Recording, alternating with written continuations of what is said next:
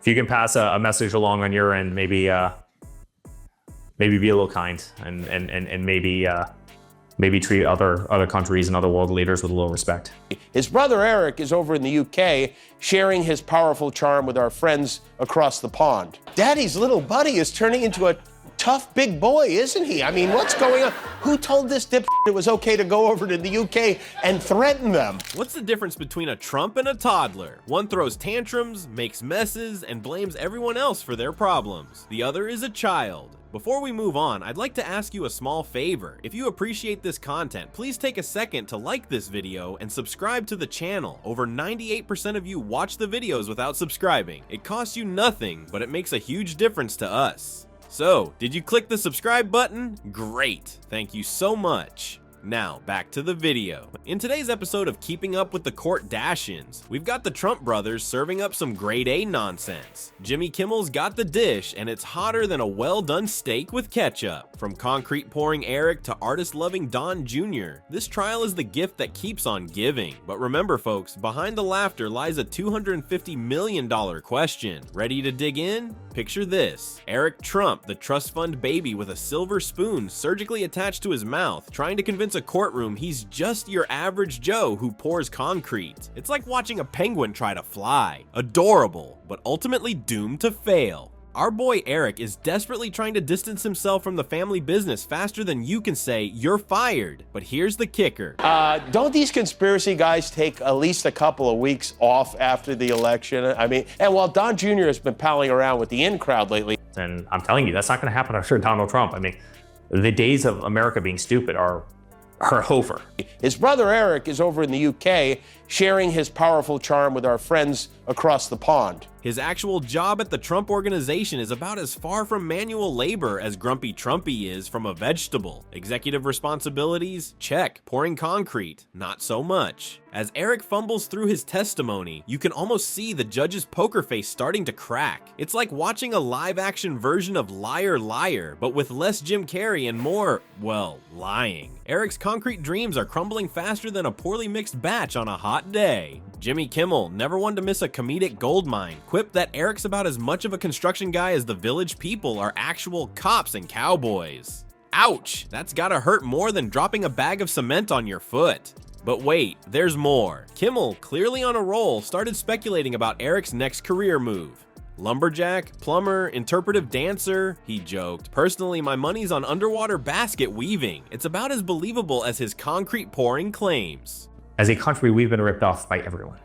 We've been ripped off by China, we've been ripped off by Vietnam, we've been ripped off by the European Union, we've been ripped off by NATO. If you can pass a message along on your end, maybe maybe be a little kind and maybe treat other countries and other world leaders with a little respect. I think my father's gonna take care of the United States of America. My father's not a guy who just wants to tear off people. My father worked. The irony here is thicker than wet cement. Eric, who probably couldn't tell a cement mixer from a margarita blender, is trying to paint himself as a blue-collar hero. It's like watching a Chihuahua in a Great Dane costume. Amusing, but fooling absolutely no one. In the end, Eric's poor performance, see what I did there, leaves everyone questioning his grasp on reality. It's almost impressive how he managed to dig himself into a hole deeper than any foundation he supposedly poured. But hold on to your hard hats, folks. Just when you thought the Trump family circus couldn't get any more entertaining, Don Jr. enters the chat with his own artistic vision.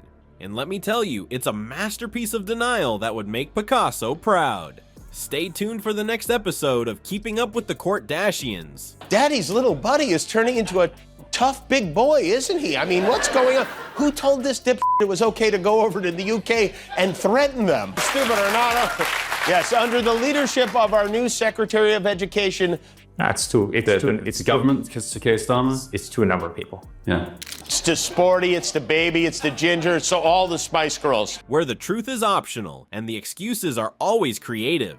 Move over, Picasso. Don Jr.'s taking the stand, and he's about to paint us a masterpiece of denial that would make even the most abstract artists scratch their head. Looks like the Trump family's got a new artist in residence, and his medium of choice, creative accounting. Jr.'s kicking things off with a bold claim that would make any art critic choke on their beret. According to him, Daddy Trump isn't just a businessman, he's the Michelangelo of Manhattan. Yeah, and I'm the Leonardo da Vinci of late night snacking, but instead of sculpting David, Trump's apparently been busy inflating property values by a cool $250 million. Talk about a growth spurt. The courtroom's holding its breath as Don Jr. tries to explain the fine art of creative accounting. It's like watching a kid caught with his hand in the cookie jar, trying to explain why all the cookies are missing.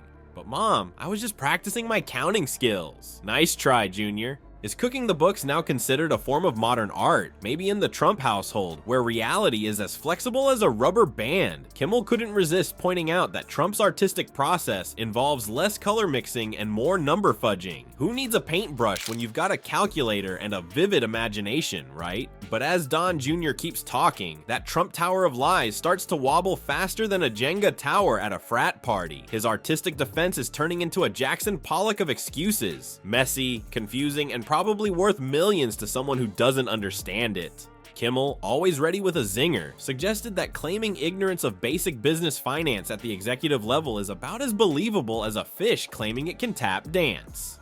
I mean, just the days of America being stupid are over. Does that mean you're staying in England? Typically, honey attracts more than vinegar. Well, that took a turn. His message to our allies is, be nice or my dad will beat you up. It's a bold strategy, Cotton. Let's see if it pays off for them. But here's the kicker. While we're all having a good laugh, there's a $250 million elephant in the room.